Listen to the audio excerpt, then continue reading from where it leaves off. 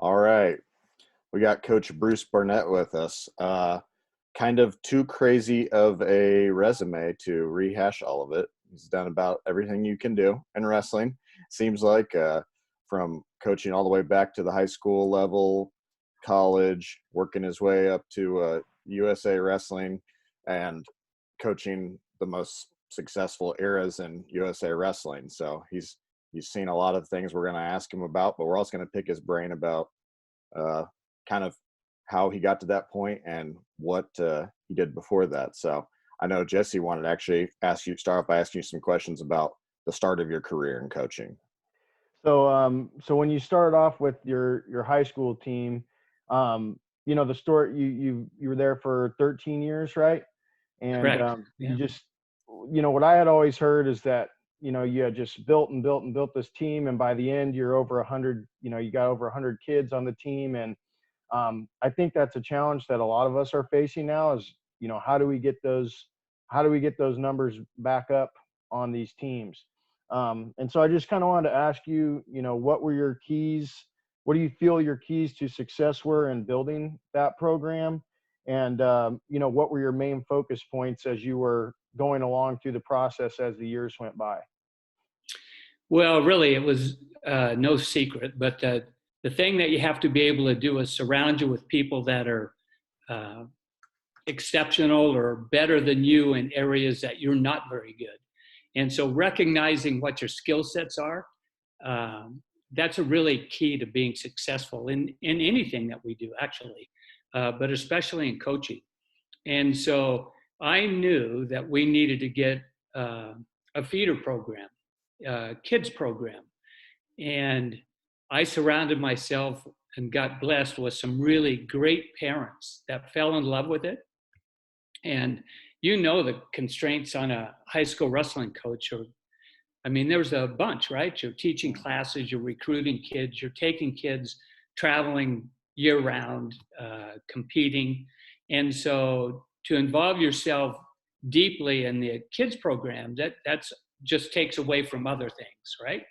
And so when I started the kids program and got some gung-ho parents, it really did help. And so once that happens, and you have a lot of kids that participate, then you have their parents that learn about wrestling. You have their grandparents that learn about wrestling. You have their brothers and sisters that learn about wrestling. And so within the community, once you get that knowledge base and people continue, and there's a lot of keys to getting a good kids program that's successful, that keeps kids involved. You're always going to have some people that want to take the little kids and become world champions at that age. But the reality is expose them to wrestling and have fun doing it. Mm-hmm. And we honestly had a parent get the Idaho Express up and running and took pictures of the kids at each of the individual elementary schools that fed the junior highs that fed the high school. And he would get them, one elementary school would have blue Idaho Express t-shirts, and another one would have yellow Idaho Express t-shirts. But what he did do was got a team picture for each of the elementary schools and had the principal put it in their school. Mm-hmm. So every day a kid or a parent could walk into the school and point and say, "Hey, I'm in the Idaho Express. My picture is up there." And so that was big. And then the other thing that really, you have to compete year round, and it's hard in a lot of states. And I don't want to knock a lot of people, but first off, the seasons generally are long. And so at the end of the season, a lot of high school coaches, they want to go fishing. And I understand it. I truly do. So take 2 weeks off and go fishing. And then, open your room 2 or 3 nights a week. And then take them to the junior nationals, take them to events, take them to the regional tournaments. Because if you want to be consistent year in and year out, you've got to take that sophomore that's going to start for you as a junior and getting 30 matches before the season starts. So he's really entering with a senior's experience when he finally gets to step into the lineup. Mm-hmm. And so, you know, it's really commitment and effort and planning, preparation, and, you know, and once you get the feeder programs going, I mean, it got to the point where we actually had to have wrestle-offs to limit the number of kids that we got on the team. I mean, we just couldn't have, there were too many kids in the room. And so we actually had a tournament before our season started to be on our team towards the end of the year. So you mentioned something about, you know, just getting people around you in different roles and playing to their strengths. Like what are some of the key, me and Jesse talk a lot about like trying to build a coaching staff, which has gotten a little bit harder over the years because there's less people becoming teachers and coaches. But what are some of the roles that you think are most important amongst the different coaches and the different people you surround yourself with? Well, for me, I know what I'm good at. And God gives us all different gifts and different talents. And I'm a mat rat. Mm-hmm. I want to be on the mat. I want to teach. And technique, I love the technique. I love to study it. I love to learn. I love to share that information. I can watch athletes and, you know, this sport is not rocket science. I mean, if you get in the same position over and over and you're getting beat in that position, you have to fix that position. So really, I try to give guys 4 or 5 things in a position. I don't care which one they use. They've just got to win the position. Mm-hmm. I knew recruiting's not a strong suit of mine. And I'm a little bit, I've got to be careful here how I say some of these things. But the reality of it is, for me, if you prepare and you get beat because that guy was better than you on that day, that's easy to live with. But if you get beat because you didn't prepare right, you didn't do the right things, I'm pretty unmerciful on lack of effort. And this is a tough sport. And so, fortunately or unfortunately for me, it's easy for me to say, well, yeah, you lost. You didn't prepare right. We've worked on this. I told you your conditioning's not good enough. You're not, whatever the scenario is, you can, again, it's not rocket science. You can track it back to why somebody wins or loses. Yeah. And it can be physical, it can be technical, it can be mental, there's so many different variables that maybe you lose. And if you're not preparing in your weak areas, then shame on you. You know, everybody, wants to do the things that they like to do, but it's the person that does the things they don't like to do to get better. And so, going back to your original question, I had to have somebody in the room that could talk to those kids and say, hey, it's okay. Throw your arm around them and hug them. And I love them. It had nothing to do with that, but it's just my nature. I'm sorry. This is why you lost. And if you don't do this, you're going to lose again. So, don't complain about the losing until you want to get better. And doing that, meeting and elite athletes, they're so much fun, and the best kids, they hound you. I'm sorry, I'm working with somebody at 6 a.m. Well, when can you work with me? And so that's the fun part, understanding who's good with the paperwork and who can recruit. And when a mother calls and is complaining, that was hard for me, don't call me. Let's every coach relates Brian. to this, by the way. Right. Yeah, call Brian. He'll talk to you for an hour, but I'm busy. I'm watching video. And so, there's so many components to programs. And so find the best people you can to surround yourself in the areas that you're weak.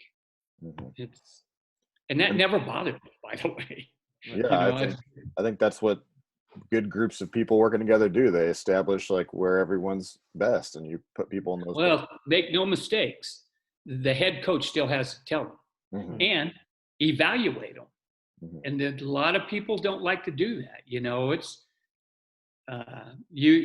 next time you get Zadig on, ask him how he liked the evaluations that I put him through at the end of every year, or my assistant coaches. It makes no difference. I have a list of things that if these are your responsibility, let's go back over the course of the year and see how you did in those areas and where you can get better, because you're going to be a head coach someday. And, I think you need to get better in this area. How did you do? And it's a constant process. First off, you've got to evaluate yourself, be true and honest, get down to the nitty gritty. And from there, you go to your assistants, you do your administration, you do your sports trainer, you do your sports physiologist, you evaluate everything so that if you find an error or a mistake, you can fix the mistake so it's not repeated. Mm-hmm.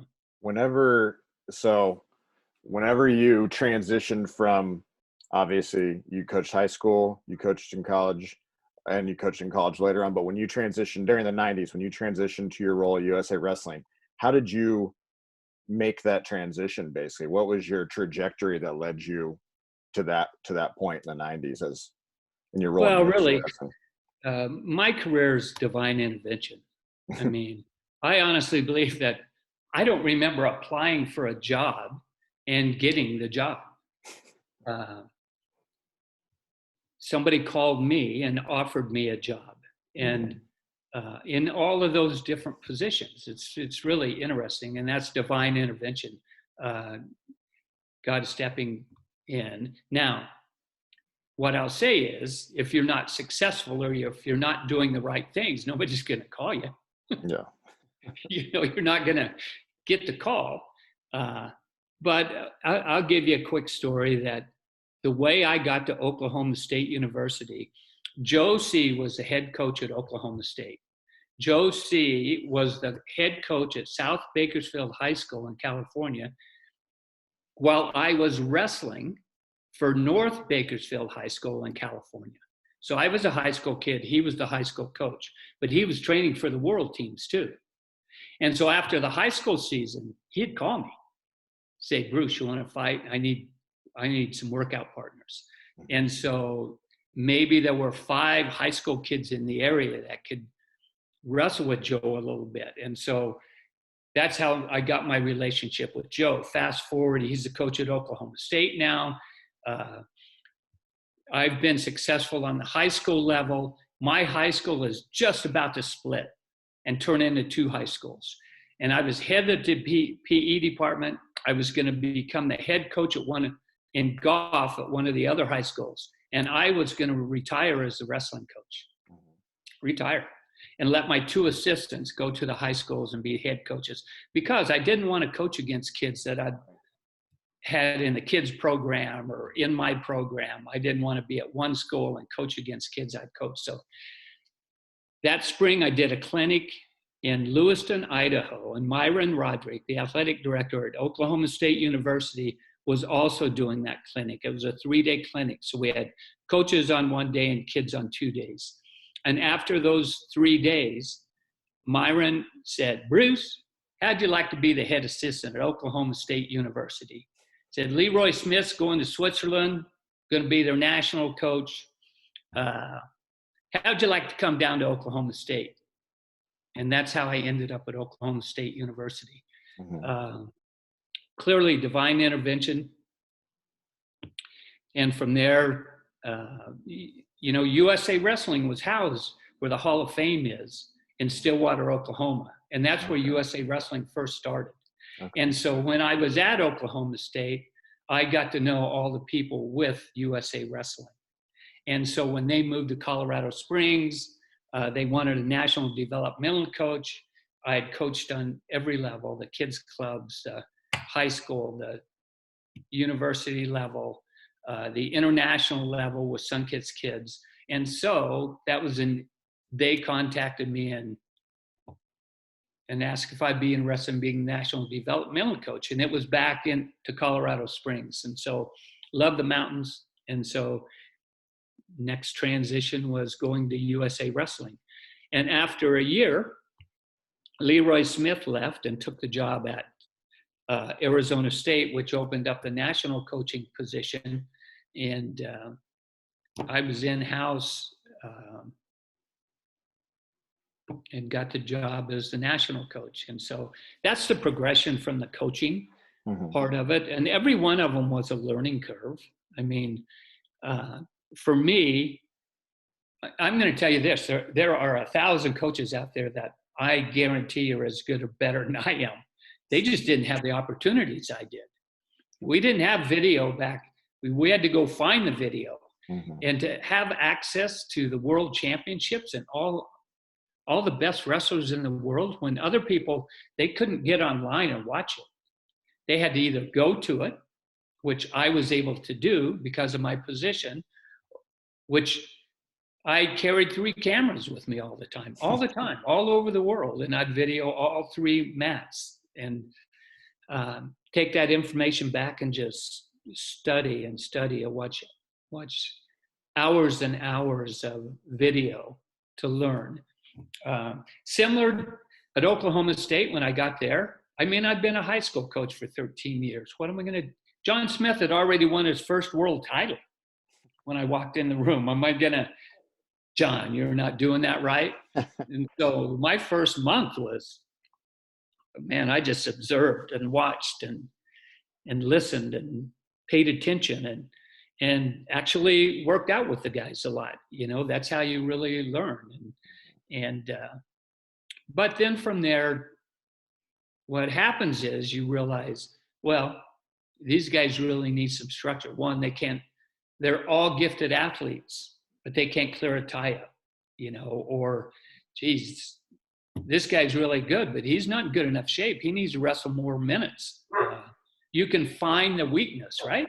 And so that's what I did. In any room after my high school career, it was all based on individual coaching. Yeah. You, sorry, Jesse, did you have more questions from earlier on? Not that I just kind of jumped in there and forgot. No, it's fine. Let me look at it real quick. No, I mean, we could keep going. That's a lot of it. I was just going to ask him a couple things about what he pulled from each of his coaching spots, but that's you kind of hit on that. Yeah. What was something you learned from each coaching stop as you were, well, we go with that at the end, actually, when we come, because I kind of want to go through the trajectory of your time. You kind of became, the national team coach at like an interesting time in wrestling in the 90s, right? Because the following up, the Cold War and everything, also kind of the beginning of this generation of this kind of like new wave of wrestlers, I feel like, coming up in the early 90s. I mean, so, whenever you started to basically through the 90s to the 2000s, what were the things that stood out to you, that changed, that improved in USA Wrestling? Well, there's a couple things, and I missed one step in there. Dave Schultz was actually the national coach for about a month. And he didn't like it. It was like, here's your office, these are our hours. And he is like, you can take all the furniture out of here because I'm not going to be here. I'm going to be on the mat, I'm going to do this. And so there was, he just didn't like it. And so he left, and that did open up the position for me. Mm-hmm. And just like any job or any position, you come in with ideas and, things that you think are going to make the program successful. And what I'll tell you is, this is really an interesting thing for people to understand. When you've been successful, people tend to just recreate the things that made them successful, right? We won the state. This is what we did for our practices. This was our schedule. But it's never the same. Your personnel is different. Maybe your coaches are different. Your competition's different. The state tournament's in a different venue. The NCAAs are at a different place. Red shirts come out of, you have different opponents. Everything changes. And so being successful oftentimes stifles creativity. And so that was a learning curve for me as well. And I was lucky to have Bruce Baumgartner and Chris Campbell and Dave Schultz and John Gira. And because younger guys, college age groups, I mean, I went from high school, was successful, went to Oklahoma State, was successful, went onto the national level, and it's a different animal. You've got guys that are 35 and you have guys that are 21 years old, and their capabilities, first, their physical gifts are different, right? I promise you at 35, you can't do the same things that athletes can do at age 22. I mean, your body just can't take it. And so there was a learning curve in there. You know, you outwork the competition, you better outsmart the competition and work within your abilities. And so everything was a learning curve. What I did understand, and what I think I brought to USA Wrestling was, I developed like a proficiency test. You know, everybody needs to know how to clear an underhook. And, you know, now when I came back, the test was a little bit different, but the skill sets, everybody had to be proficient in certain areas. For example, if you wrestled against Iran, you better know how to clear an underhook and not get pushed out. Because I promise you, from the cadet level to the junior level to the senior level, they're all working on underhook pushouts every practice. And if you're not good there, if you're not proficient, when you meet them, you're going to get beat. Now, some of the Russians might underhook, but they're more of a collective. They don't all do the same thing. And so as a national program, you still have to coach on an individual level. But everybody has to know how to finish a high-level single. It's the most common, most used, most attempted takedown technique there is on every level, by the way. Head inside single is the number one move. And so doesn't it drive you nuts to see an elite athlete get on a high-level single leg and walk a guy out of bounds for 1 point when he could get 2 if he takes him down? So come on, that's a proficiency thing. Now, it's an individual thing. Some people can do it. Some weren't very good at it, and that's why they walk them out of bounds. And so on an individual basis, he needs to really focus on this and spend way more time in this area. But from a national program, everybody has to work on that. Everybody has to finish a high crotch. Everybody has to understand how to, you're going to either get in or defend a crackdown position. And so maybe there's only 20 things like that, right? Maybe only 20. And so as a national program, they all had to be proficient in those areas. And so when I had training camps, those areas were always covered. Even into the warm-up, I incorporated them into the warm-up. They had to do those types of things every warm-up. And then on the senior level especially, it became individual because they all come from different programs, different emphasis on maybe one's way more, their conditioning is way more important than the technique on finishing, wear them down, beat them, knock them down, or a guy that doesn't work on conditioning as much, but he's real slick. And so you have to balance those things because when elite athletes get into training camps, they're at different levels, physically, mentally, their preparation, where you don't know what they've been doing back in the room. And so that's an important thing to learn. But at the same time, you can't just treat them all the same. And so you have to do it on an individual basis, especially on the elite level. In any training camp or any preparation, of course, January training camp, World Cup training camps, they were specific things that we had to prepare for depending on who the competition was. Does that help? Yeah. Yeah.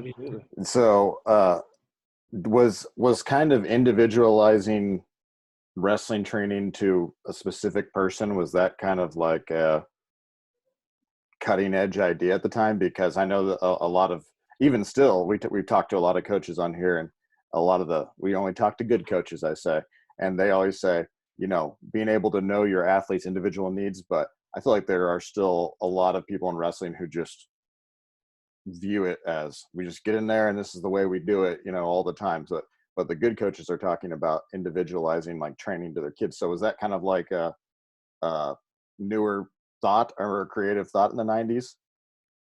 I'm going to say yes, and this is the simple reason. If you wrestled Oklahoma State during the John Smith era, what did most of the athletes do? Most of them. They shot a low single. Low single, yeah. It's almost like they recruited guys that controlled the elbow, right? That's an Oklahoma State thing. Ducks, pulls, elbows. Iowa, they're going to collar tie you and bang your head and push. And so each individual university, from Wisconsin to Iowa to Oklahoma State, they all had specific things that their philosophy was built on. That's what they build their program on. And then balance down into individual things. But they all start with a basic premise of all my athletes are going to be good at this, and so on the national level, you have all these guys coming together, and all have, maybe one is real strong in a certain area, but the Russian, he beats that position. He beats it. And so you've got to prepare this guy individually based on the guys he has to beat. And so, gosh, you go back all the way to, scouting the top 10 guys first, who you think the top 10 guys in the world are per weight class, get video on them so that you're always prepared. Because I always felt like our best guy could beat the 11, 12, 13, 14, 20th guy in the world with no problem. And our best guys, they only had to prepare for maybe 2 or 3 guys. And guys just coming in, maybe they have 5 or 6 guys they have to get on. An example is, and I know this has been talked about because Lincoln's talked about it, but Lincoln, his first world championships, Ukraine had a guy that had this funky lace. He actually leg laced you with his legs. And and sure enough, Lincoln draws him.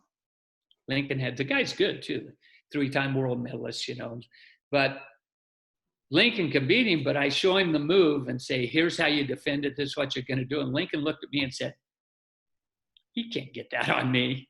And I'm like, I'm just telling you, he's pretty good there. This is what he does. Well, he wrestles him and gets him in the lace.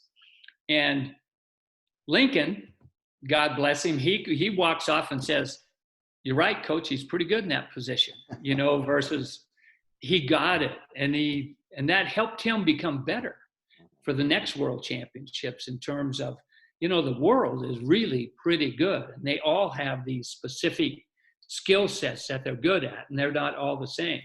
And that's true of our national team as well.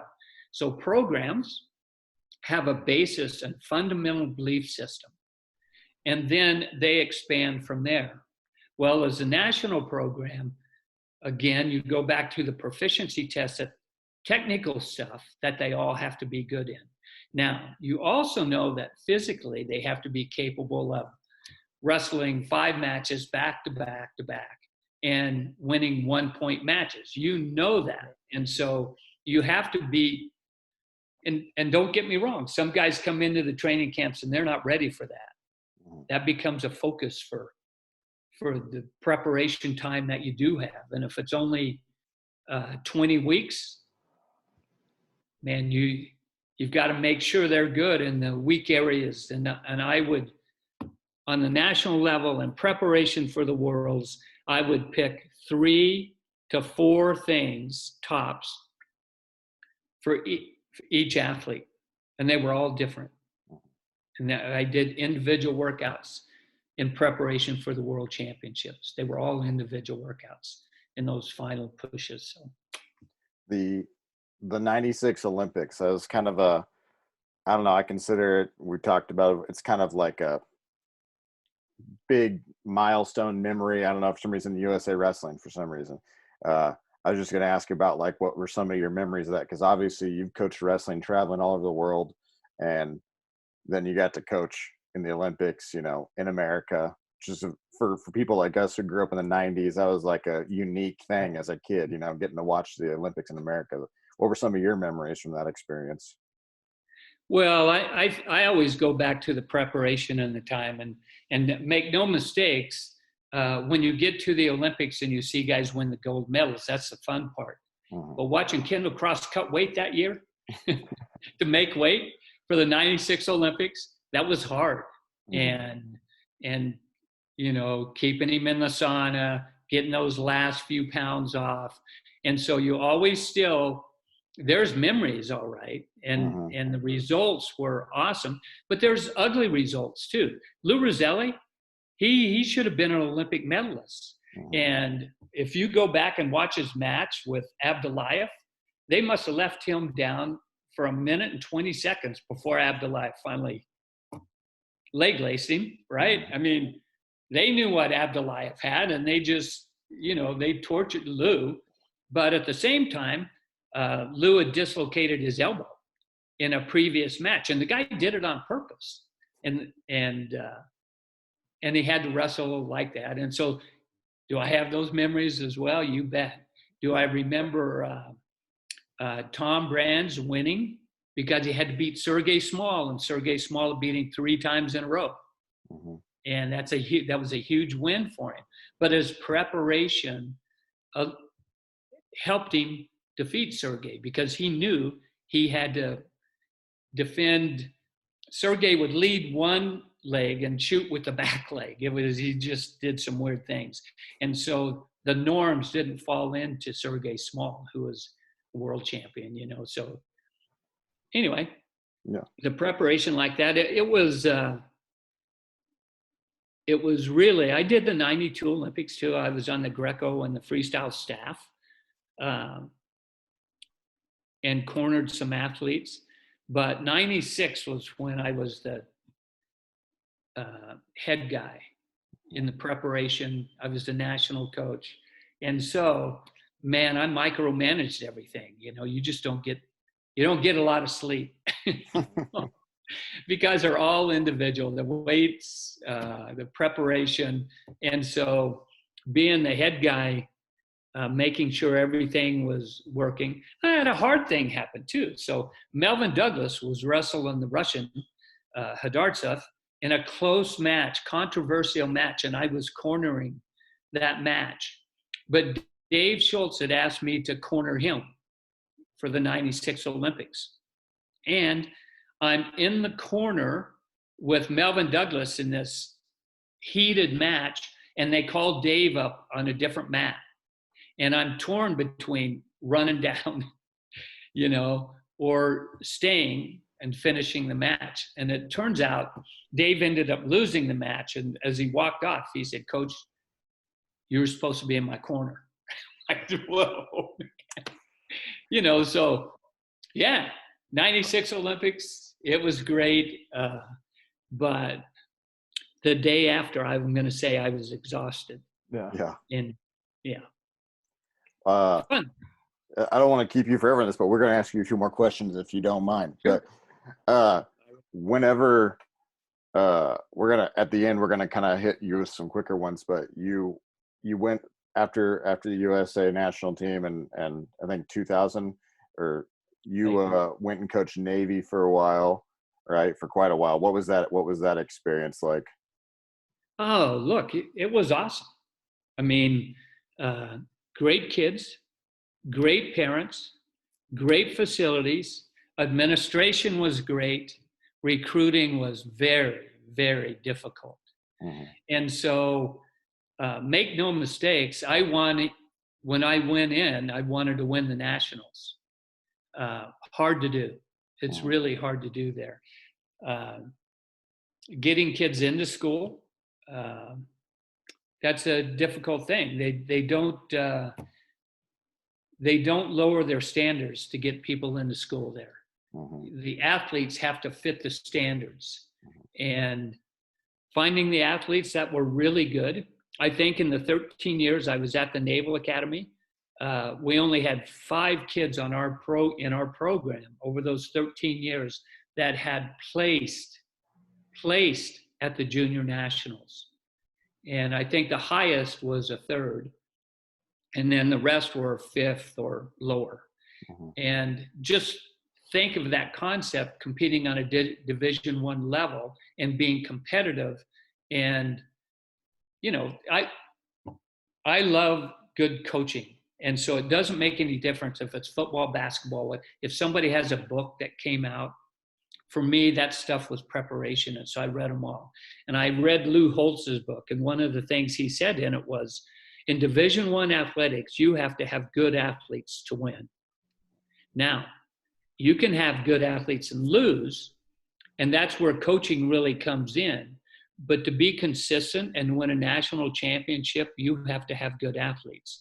And I could go back to recruiting at Oklahoma State University and recruiting at the Naval Academy, and they're quite different in terms of who you can get in and how fast you can get them in. And then if you find somebody that is really good, that is capable of wrestling Division I, being an All-American, and do all the Navy stuff, well, you have all the Ivy Leagues are recruiting them, along with the Big Ten and the Big 12. If they're good, it makes no difference. And make no mistakes, if you find somebody with those skill sets, that they're good in the classroom, they're good citizens, and they're good wrestlers, don't think that the University of Iowa or Oklahoma State doesn't want those kids in their program. Yeah. And so they're on their recruiting radar as well.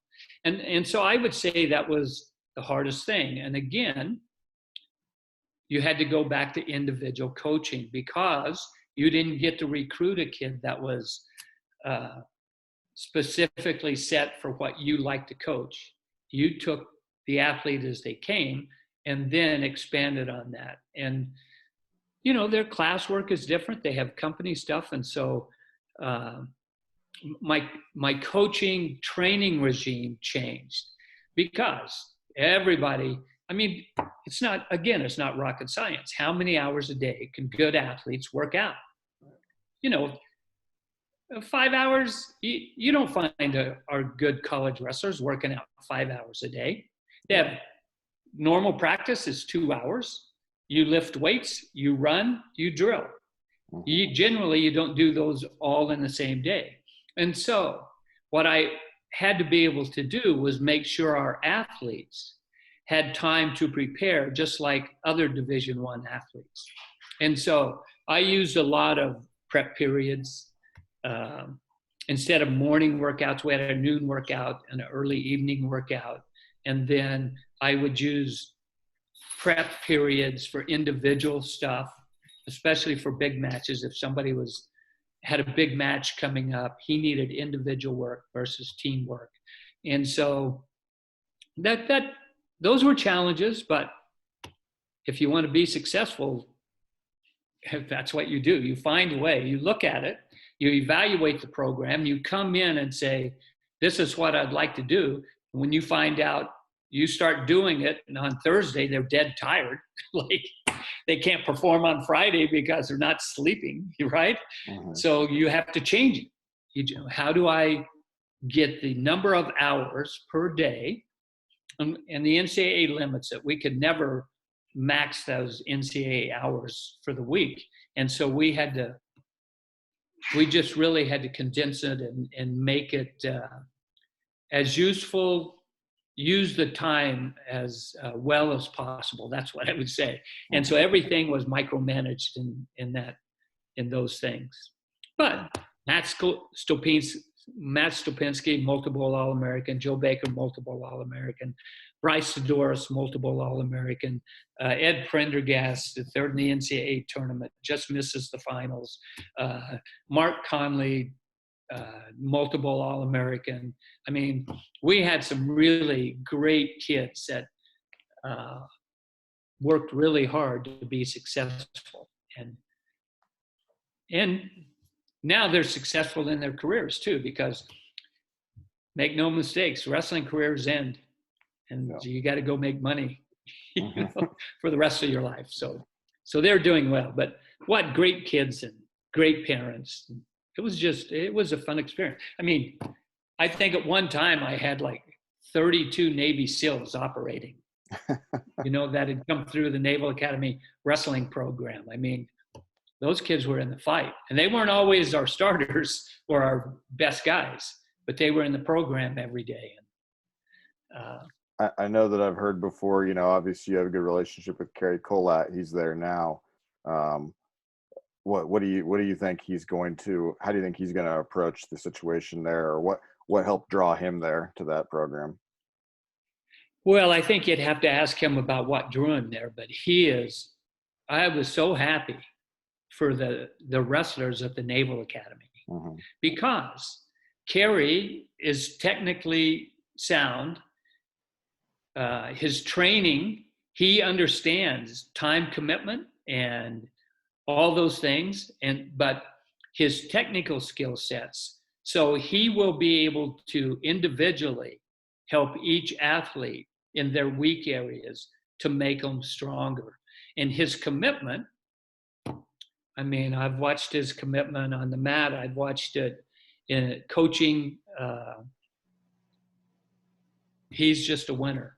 And so he's going to take that to the Naval Academy and I think do great things with them, and here's, at the Naval Academy, honestly, if we won the NCAA tournament, it'd be great, unless we lost to Army. And then winning the NCAA tournament wouldn't make a bit of difference because your number one priority from day one, and he's being hammered with it right now, I promise you. You don't have to tell the athletes, because the first day they walk on campus, it's drummed into them. Every meeting, every company, every moment, you're being, go Navy, beat Army. And so that's fun. I was at Oklahoma State, and the Oklahoma State and Iowa thing at that time was huge, right? USA, Iran, dual meet, they're all huge. Russia, USA, but I'm going to tell you, Army, Navy. It's real. That's real. There's life. people all over the world watching it, over the world. And you hear from guys that are in the fight. They take time out. They know the score. They know the preparation, especially the guys that have been in the program, but not just that, the other service members. So that part of it was really fun, really. Long tentacles, I'll say. Whenever after you were done at Navy and you jumped back into you were asked basically, I believe, but back to come back and coach, U.S. national team. That there had been not that you weren't involved throughout the process, but there'd been quite a break of time there. So when you came back into it, what was your thought process, I guess? Were you like, I gotta change this, and this, or take it back to like it was, or readjust? What was your thought process after that long gap of time? Well, there was a learning curve. And what you also have to remember is the International Wrestling Governing Body almost ruined wrestling when they went to those 2-minute matches. and you had to win 2 out of 3. Right. Because if I remember right, I'd have to go back, but I think when Jake won the Olympics, Jake Varner, during that time at the Olympics, he only had one offensive takedown, and everything else was push outs or spin behinds. And just think about that, what that does. Count the number of turns there were. And so there weren't any. I mean, there just weren't. And so when you got to be defensive and then get to reach into a bag and draw out a color, and maybe you get to get the guy's leg, you don't have to set him up, penetrate to the leg, secure the leg. They let you do that. I mean, think about that. It's crazy. But when I came back, the rules had just switched again. So all those athletes just coming back, they had that other system was in place for 8 years. And so they didn't have a parterre knowledge. They didn't have, their preparation wasn't for a 6-minute match. It wasn't. Yeah. You know, they didn't have to. They had to prepare for 2 minutes and maybe 6 minutes, maybe. But they were broken down into the 2-minute matches. It's crazy. And so that's the evaluation part for me. When I said I would do it, I knew, because really I only had 2 years. I signed on like the 1st of May of 2014. The World Championships were 2 months away. But I don't coach that way anyway. I always go to what's the biggest event. You take the biggest event and work backwards in your preparation. And so what I really had was 2 years to get ready for 2016. Yeah. And so once you do that, and my coaching philosophy didn't change, I knew that each athlete would have some individual skill sets that needed to improve and get better on. Again, the proficiency test was heavy into parterre offense, parterre defense, because they didn't have to really do it for 8 years, those guys that have been coming through freestyle wrestling. So everything was changing now. And so conditioning changed, techniques changed, situational wrestling changed. And so, wow, my learning curve, I knew. And the first thing I did was, because I didn't know the athletes really. I mean, I knew who they were because I watch wrestling. I love wrestling. I follow it, but I had never worked with them. Yeah. As a matter of fact, almost all the coaches I'd worked with that were coaching the guys, but the athletes themselves, I didn't know them. Yeah. And so I asked Bill Zadig and Brandon Slay, who were on the national staff at the time, to help me understand. And so I'm just getting there in May. I tell Bill and Brandon, go to the Olympics right now and give me 3 guys in a weight class that you think will be on the Olympic team. You know, they've been around these guys. They know them. So just tell me what you think. You know, you don't have to be right, but tell me who you believe is going to be this guy so I can start working backwards on those guys, on what their strengths and their weaknesses are, and get that preparation. And so I can say that they did a pretty good job with that. But what you forget about is you may have your top 3 national guys, but there's somebody in a college room that comes out every year that can knock one of those guys out, 2 of those guys out, or maybe be the guy. Yeah. And so that's a learning curve too. And so one of the first things I did, if you go back and check, for all my training camps, national team training camps, I had the cadet world teams, junior world teams were always invited. The younger guys, the cadets and the juniors. Yeah. Because I understand a successful program has to be you start with the younger guys and bring them up through a system where right away now they're learning the parterre. So when they're a cadet and a junior, and I see those kids right now.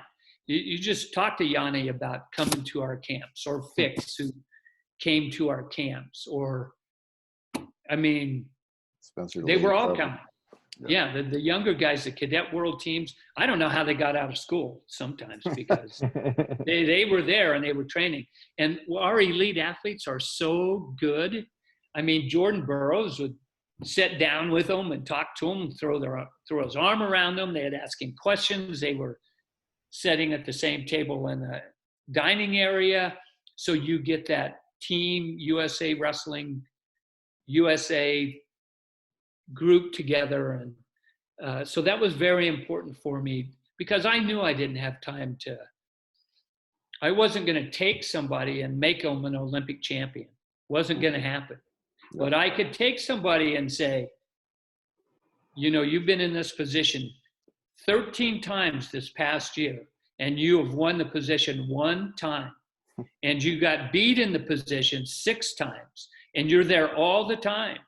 Do you think you should get better there? Forget what you do really well. You better get better here right now.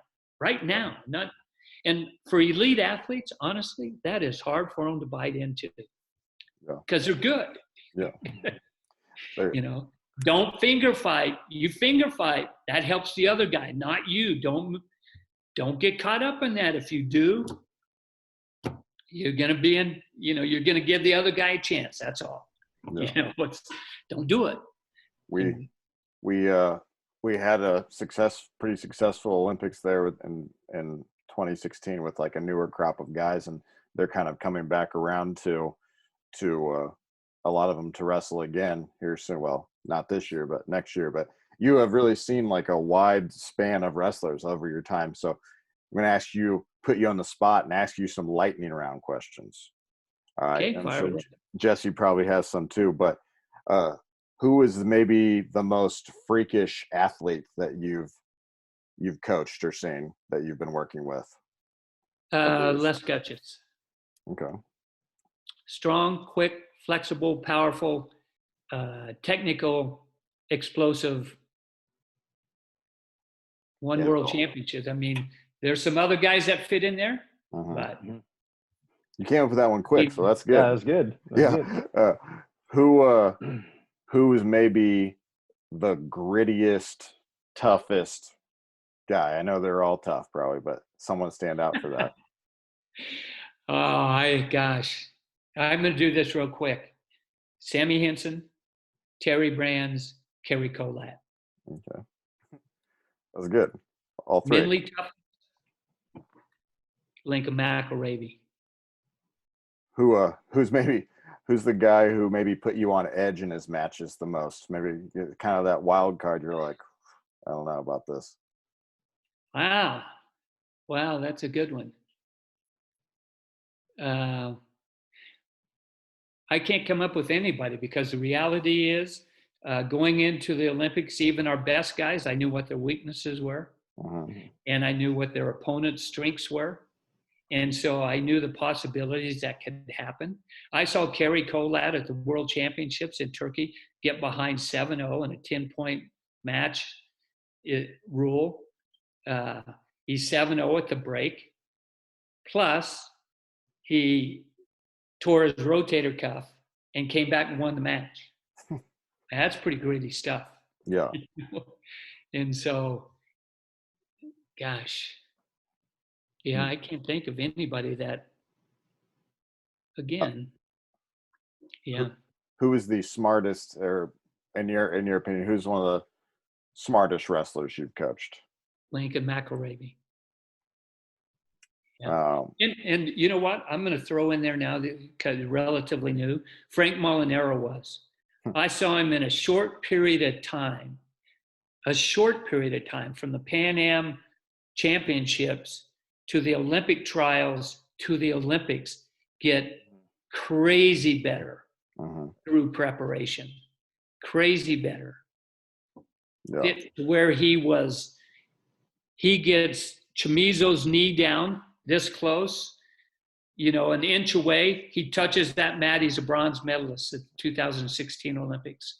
And Chamizo did a unbelievable, which he is hard to finish on, right? But he's already in a high level single, gets sweeped out, lands on his belly. Anyway, but Frank Molinaro, in a short period of time, through his preparation, got better fast. Is there a guy who stands out to you? Like, obviously, wrestling people know a lot of the names of, know the brands and know Colats and know some of these other guys. Is there a guy that stands out to you that you were like, man, this guy was really, really good? People just don't really necessarily know. He's kind of off the radar. He wasn't maybe not like a big name. He's a big name in wrestling, but really good that people didn't know about. Well, I'd say Kerry Bowman's fit that. Now he kind of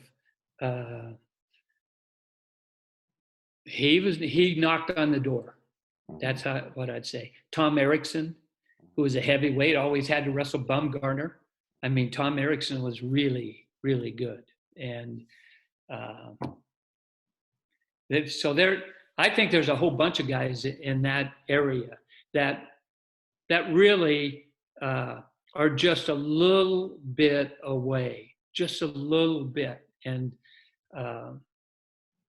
the hard part is if they don't go seek help. I mean, everybody can get better, but they've got to have the process to do that. They have to know and accept the fact that this position, I am bad. I am not very good in this, and I have to get better at it. I keep losing my matches because I can't defend a front headlock. I get trapped underneath and get beaten in position all the time. And, somebody knows how to fix the problem for him. Go find them. Just solve the problem. Me and Jesse and one of our other buddies were talking the other day. Like when you coach, there are certain athletes that you're just on the same wavelength, like really well, like you really sync up. I don't know how to say it. They're almost like you're coaching wrestling soulmates. You know what I'm saying? Like it's like, all right, this guy, they get me. Is there of all the guys you coach, is there a guy that stands out as like, all right, me and this guy, we're locked in? I think Les Gutchess, he was analytical and a real thinker. Now he got hurt the year of the Olympics. He had a bad back and didn't make the Olympic team, but that was in 2000. But he was a thinker and a processor, and I think there were several that fit that bill. Look, the two best wrestlers I've ever been able to coach was John Smith and Jordan Burrows. I mean, they were just, but nobody could outwork them, and they were really good at what they did, really good, and mentally tough. And I would say, especially John, he worked at getting better at something different every year. And the reason I know that is because I was around him when he was in college, and I watched his growth through the international era and watched him get better. And they could be little things, but he didn't. He obviously had the low single, right? But he had a really good high crotch, really good duck, but he got better in parterre. He knew what the enemy was doing, and he worked to be prepared for it every time. And so those two guys, obviously, you can look at the record and say, these two guys are the best ever. And truly they are. I mean, they were, you talk about easy to coach. I mean, come on, set in the corner. But yeah, There's always something they'd get better at, though. Yeah. Jesse, you got any lightning round questions? I just have two. So, Coach Hags always told me that you taught him a lot about watching film and what to look for. And with a lot of the coaches that we've talked about, they've been encouraging kids right now, since they can't wrestle, to watch more film. So what are the big things that you would encourage them to focus on as they're watching the film and watching matches to help themselves improve? Very first thing, honestly, because I'm still doing this with a few kids. One, turn that sound off. This is not a movie. And if you have that sound on when you're watching yourself wrestle, you're distracted by it, the noise and the cheering and the whatever, or the coach yelling, or what. Turn it off. The second thing is, again, it's not rocket science. Make it simple. How did I lose? Well, I didn't get enough sleep. No. I didn't eat right. No. Oh, I should have finished the single. You're getting closer. The reason you lost is the guy scored more points than you. End of discussion. Second, how did he score the points? Find that. How did he score? Fix that problem. Second, how did you score? How many times did you shoot? How many times did you get to the leg? And how many times did you finish? Solve the problem. Just like that. Turn the sound off. Watch it. He scored more points than me. How did he score them? Second, what could I do to get better in that position? Fix that problem. Next, if nobody can score on you, you're pretty doggone tough. Then you advance to how many times did I shoot? How many times did I touch the leg?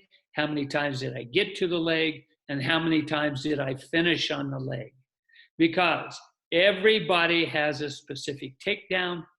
Everybody thinks, their defense, their counter offense. It's always counter offense. You get in a position, whether it's a front headlock, over and over again, and you don't score.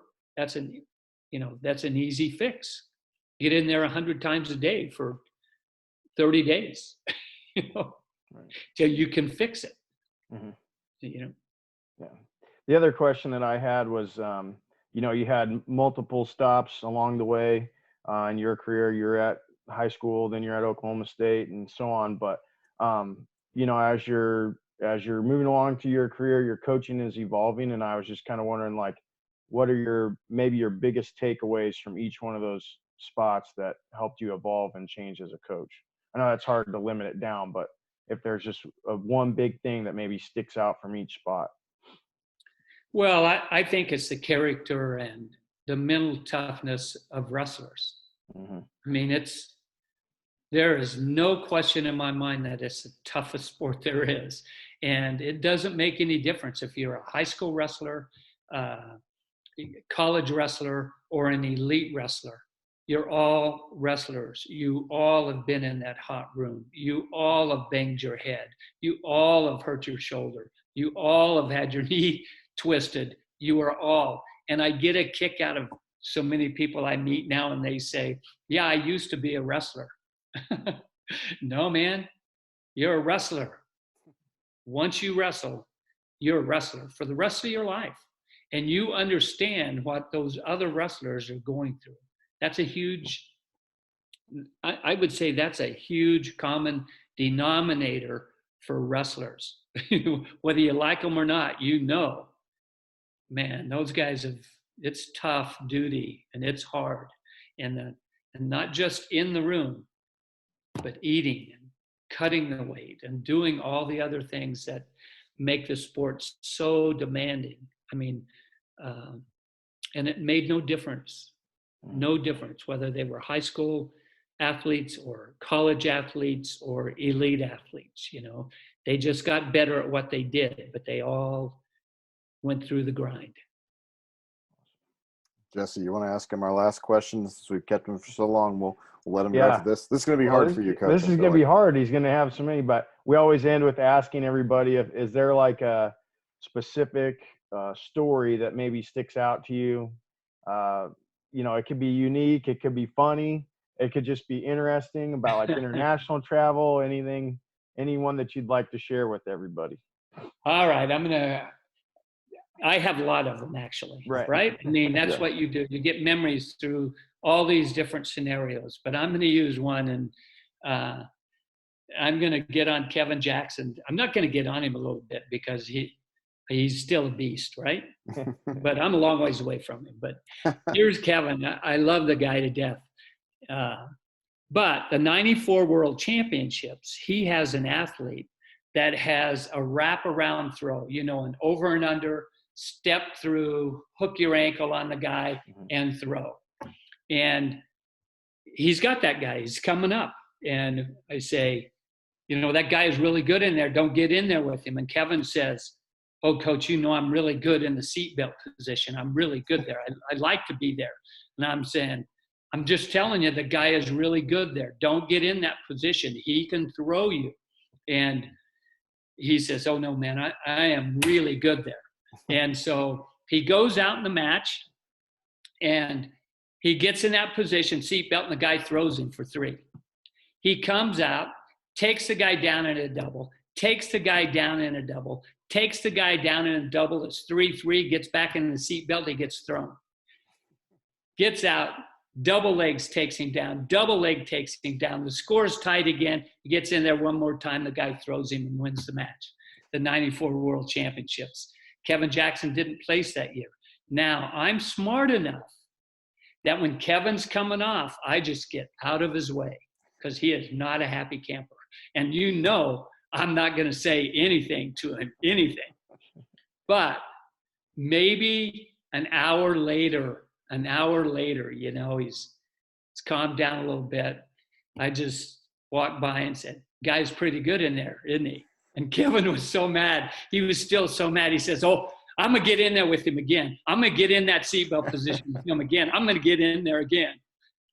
Funny story, and he's a Olympic and world champion for us, but still, it's Gotta listen to your a tough coaches. world there. Gotta listen to your coaches. That's what we tell these kids all the time. We know more than you. I don't know. We see more than you. So. Yeah. Well, I've made my mistakes too. So. All right, Coach, we'll let you go for now. I really super appreciate you talking to us, taking time. It's a real honor. Appreciate everything you've done in our sport too. And I love it. And Haggerty's one of the really good guys. As a matter of fact, my wife said, I haven't seen Mike in a long time, but he was one of my favorite guys that you knew. So even my wife really loves him. Everybody loves Mike. Oh yeah, he's got the gift. The great communicator. Yeah, we're saying. And the thing is, you just talk to him. You're like, this guy really, really loves me too. So that's like a skill. So yeah, he's the best. He's the best. Yeah. But yeah, you bet. Coach, well, you guys, it was a pleasure. Thank you. You have a great day, and hopefully we'll talk to you again sometime. All right, Coach? Yeah, you bet. See ya. See you later.